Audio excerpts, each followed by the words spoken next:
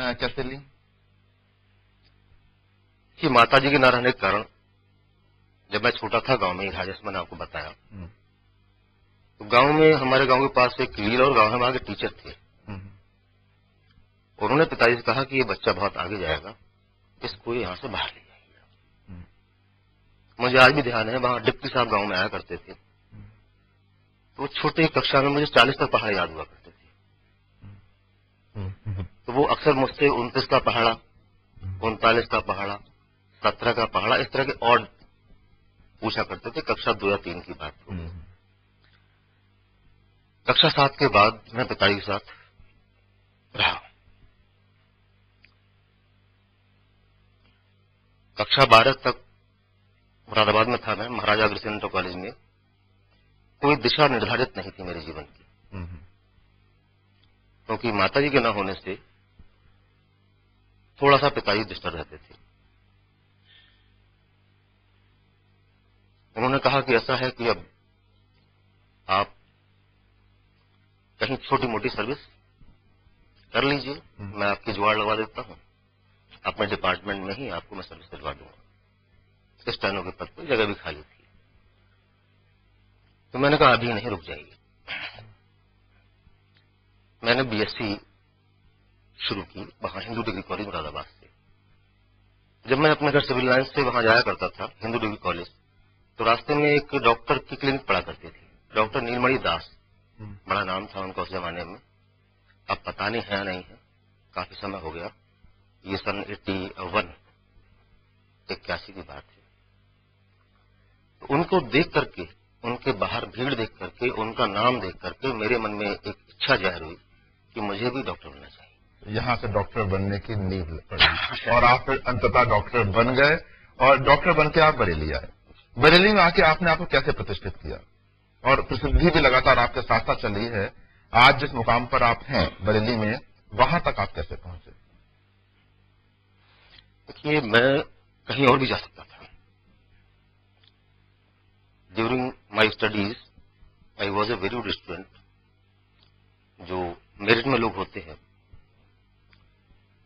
लेकिन जबकि शिक्षा मेरी मुरादाबाद में हुई, हायर एजुकेशन, उसके बाद मैं लखनऊ गया केजीएमसी, बीएचयू में सिलेक्ट हुआ था। बीएचयू से मैंने नहीं किया, केजीएमसी से किया एमबीबीएस एमएस। मेरी इच्छा थी मैं अपने होम जनपद में आके ही सेवा करूं। यहां 93 में मैं केशवदत्ता अस्पताल से मैंने अपने प्राइवेट फील्ड की शुरुआत की। एमएस के बाद मैंने 1 वर्ष तक लगभग न्यूरो सर्जरी में सीनियर रेजिडेंसी की केजीएमसी लखनऊ में, डॉक्टर मजहर हुसैन के साथ। जब मैं यहाँ शहर में आया तो उस समय यहाँ पर न सीटी स्कैन था, और देखा जाए तो आधुनिक चिकित्सा पद्धति की बहुत सारी मशीनरी भी यहाँ पर नहीं थी, ना ही चिकित्सक उपलब्ध थे। मैं एमएस ऑर्थोपेडिक्स था, साथ में अनुभव था न्यूरो सर्जरी का। पहला दिमाग का ऑपरेशन, मेरे सामने एक मरीज आया जो मर सकता था। कानून के हिसाब से मुझको उसका ऑपरेशन नहीं करना चाहिए, लेकिन न्यूरो सर्जन की नॉन अवेलेबिलिटी होते हुए मेरे जो इंसानी फर्ज है उसने मुझे प्रेरित किया कि मुझको उसका ऑपरेशन करके इसकी जान बचानी चाहिए। उसके घोड़े ने लात मार दी थी सर में, बहुत बड़ा हीमेटोमा था। सीटी स्कैन उसमें मुरादाबाद में लगा हुआ था, वहां सीटी स्कैन होकर वो आया। तो इस शहर में एक थोड़ी सी हवा बने कि यहाँ दिमाग के ऑपरेशन शुरू हो सकते हैं।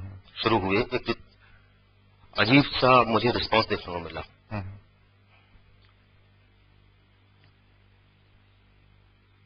और इसके बाद कई दिमाग के ऑपरेशन भी मैंने यहाँ पर किए। हड्डी के ऑपरेशन तो मैं करता ही रहा लगातार। उससे मुझे लगता है कि एक नया नाम मिला। रीढ़ की हड्डी के ऑपरेशन की शुरुआत मैंने यहाँ की, और देखा जाए तो आधुनिक चिकित्सा पद्धति के बहुत सारे जो हड्डी के ऑपरेशन है, interlock nailing, close nailing, CRM के साथ में कंप्यूटर मशीन देखते हुए ऑपरेशन करना, रिजल्ट ओरिएंटेड सर्जरी की शुरुआत मैंने यहाँ पर की। मुझे लगता है उससे एक नया स्थान मुझे इस शहर में एज ए डॉक्टर क्षेत्र में मिला। तो सर, एज ए डॉक्टर तो आप जमे ही इस मामले में, बहुत सारे काम आपने किए, लेकिन इसी के साथ शहर की हर सांस्कृतिक चीजों में, चाहे वो नृत्य का प्रोग्राम हो, चाहे वो गायन का हो, चाहे वो आर्ट का हो, किसी भी किस्म का कोई भी सांस्कृतिक कार्यक्रम हुआ या संस्थानों से जुड़े हुए कार्यक्रम हुए, डॉक्टर संजय सिंह की उपस्थिति जो थी उसमें लगातार बनी रही। आप अपने व्यस्त प्रोफेशन के साथ कैसे इन सब चीजों को मैनेज करते हैं और इन सब अभिरुचियों के साथ आपका क्या जुड़ाव है? डॉक्टर साहब, जो बाहरी संघर्ष होते हैं वो तो हमें दिखाई देते हैं, जो मन के संघर्ष होते हैं उनसे मैंने ऐसा महसूस किया कि वो कहीं ना कहीं आपको ईश्वर से जोड़ते हैं, हमेशा आपको ईश्वर की याद दिलाते रहते हैं। और जैसा कि आप देखते हैं कि आज शहर में MRI और इतना बड़ा सेंटर, मैं ये मानता हूं कि ईश्वर से मेरा जुड़ाव, ईश्वर पर मेरी आस्था, वही शायद प्रेरणा है कि मैं अपने लक्ष्य, जो मेडिकल फील्ड मेरा लक्ष्य है, उसको पूरा करने के साथ साथ समाज में होने वाली सामाजिक, धार्मिक और सांस्कृतिक गतिविधियों में जाने से अपने आप को रोक नहीं पाया। मुझे लगता है इससे आप लोगों के प्रति भी ये जुड़ाव को महसूस करते हैं। निश्चित रूप से मैं उस भीड़ में जाके कई बार अपने जैसे लोगों को देखता ही हूं, और कहीं अगर मुझे मिल जाता है तो उससे उसका मनोबल बढ़ाने का प्रयास भी करता हूं।